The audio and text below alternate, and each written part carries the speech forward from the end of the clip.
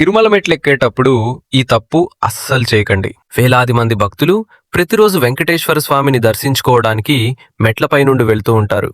కానీ ఈ మెట్లెక్కేటప్పుడు ఎవరికీ తెలియని విషయం ఏంటి అంటే, ప్రతి మెట్టు మీద ఇరువైపులా వైష్ణవ దూతలు ఉంటారు. వాళ్ళు మెట్లపై నుండి వెళ్లే ప్రతి భక్తుడిని గమనిస్తూ ఉంటారు. అసలు ఈ వైష్ణవ దూతలు ఎవరంటే, పూర్వం ఈ వైష్ణవ దూతలు కూడా మనలాగే వెంకటేశ్వర స్వామిని దర్శించుకోవడానికి వచ్చేవారు. విచిత్రమేంటి అంటే, ఈ వైష్ణవ దూతల సంఖ్య పెరిగిపోవడంతో మనుషులు వెంకటేశ్వర స్వామిని దర్శించుకోలేక తిరిగి వెళ్లిపోయేవారు.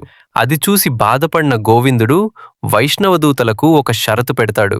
ఎవరైతే భక్తులు భక్తితో నా నామాన్ని కల్మషం లేకుండా స్మరించడం వింటారో ఆ వైష్ణవ దూతకు మాత్రమే నన్ను దర్శించుకోవడానికి అవకాశం లభిస్తుంది అని అంటాడు. అప్పటి నుండి వైష్ణవ దూతలు మెట్లకి ఇరువైపులా నిలబడి మనస్ఫూర్తిగా స్వామి నామాన్ని జపించే భక్తుల కోసం ఎదురుచూస్తూ ఉండటం మొదలుపెట్టారు.